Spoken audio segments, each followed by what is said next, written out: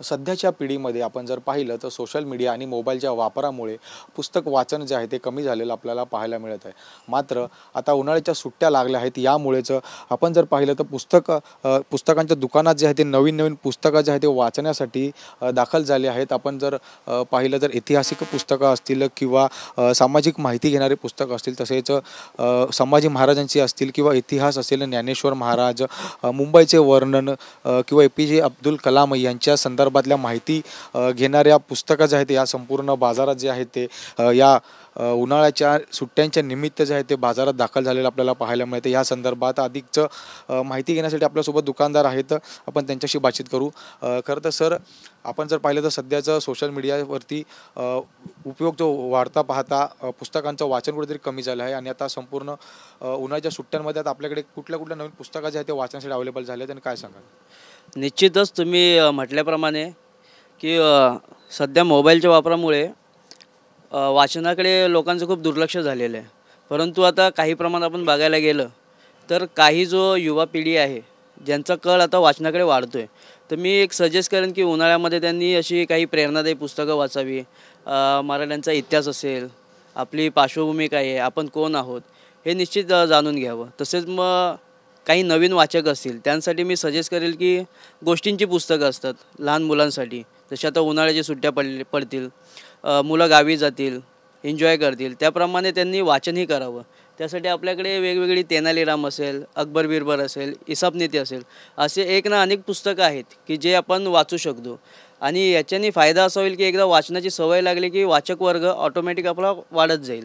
आणि मराठी वाचक खरंच आता वाढला पाहिजे आहे, प्रयत्न चालू आहेत। त्याप्रकारे चांगली पुस्तकं बाजारामध्ये येत आहेत। आपल्याला पौराणिक कथा जाणून घ्यायची असतील तर महाभारत असेल, रामायण असेल, अशी लहान मोठी पुस्तकं अशी येतच असतात बाजारामध्ये। परंतु ती वाचली तर आपल्याला आपला इतिहास माहिती पडेल, आपले पूर्वज, तसेच मग आपले पौराणिक ज्या कथा आहेत त्या गोष्टींबद्दल आपल्याला माहिती मिळू शकते।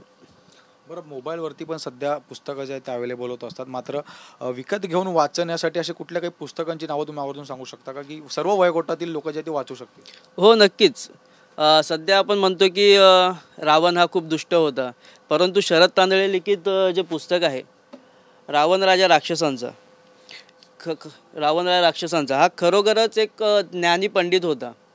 आपल्याला रावणाबद्दलची संपूर्ण माहिती आपल्याला या पुस्तकामध्ये पाहायला मिळेल। तसे APJ अब्दुल कलाम ते कसे घडले हे आपल्याला अग्निपंख हे त्यांचं आत्मचरित्र आहे, त्याच्यामध्ये आपल्याला माहिती पडेल। तसेच आता सध्याचा गाजलेला पिक्चर म्हणजे छावा, लहान मुलांनाही त्याबद्दल माहिती मिळावी यासाठी लहान एकदम पुस्तक आपल्याला संभाजी मिळेल, विजय तारे लिखित। तसेच मग मुंबईचे वर्णन, काही जणांना मुंबईबद्दल माहिती करून घ्यायची, जुनी मुंबई नक्की काय आहे तर ते आपल्याला मुंबईच्या वर्णनमध्ये पाहायला मिळेल। तसेच ज्यांना संत साहित्य आवडतं त्यांच्यासाठी ज्ञानेश्वर महाराज आहेत, तुकाराम महाराज यांच्यावर आपल्याला पुस्तकं पाहायला मिळतील। तसेच मग लहान मुलांसाठी बोललो, विक्रम वेताळ, बिरबल, महाभारत कथासार येईल। तसंच आता बघायला गेलं तर आपण महाराजांवर वेगवेगळे सिनेमे निघतात आता। तसेच काही प्रसंगावर सुद्धा पुस्तकं उपलब्ध आहेत, जसं की प्रतापगड युद्ध, अफजल खानाचा वध, एक स्पेसिफिक त्या विषयावरती पुस्तकं आहेत, जेणेकरून आपल्याला त्या काळात आणि ती घटना कशी घडली, महाराजांनी कसं काही त्याचं नियोजन केलं आहे, ते आपल्याला पर्टिक्युलर त्या घटनेबद्दल आपल्याला पुस्तकांमध्ये माहिती मिळू शकते। नक्कीच आपल्याकडनं कशा पद्धतीचा लोकांचा प्रतिसाद आहे, कारण की पुस्तक तुम्ही विक्री करता, लहान मुलं असतील किंवा अनेक वयोगटातील कशा पद्धतीची पुस्तकं घेतात किंवा काय? सुरुवातीला आता असं झालं की काही इंग्लिश मिडियमची मुलं आहेत त्यांना मराठी अवघड जातं, मग ते सुरुवात करण्यासाठी त्यांचे पालक एक लहान पुस्तकं असतात आपली 10-15 रुपयाची, तिथून सुरुवात करतात।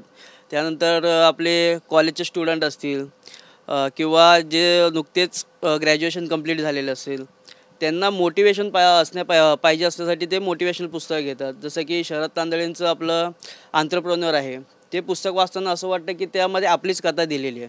मग अशा व्यक्तिमत्व विकासावर, ऐतिहासिक तसेच मग गोष्टींची अशा पुस्तकांना सध्या मागणी खूप जास्त आहे।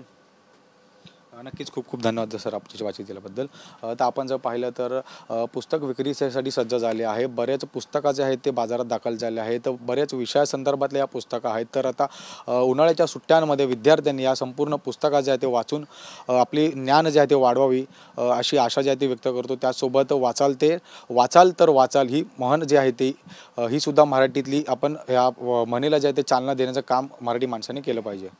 व्हिडिओ जर्नलिस्ट मोहनसह मी जय पवार, TV9 मराठी, मुंबई.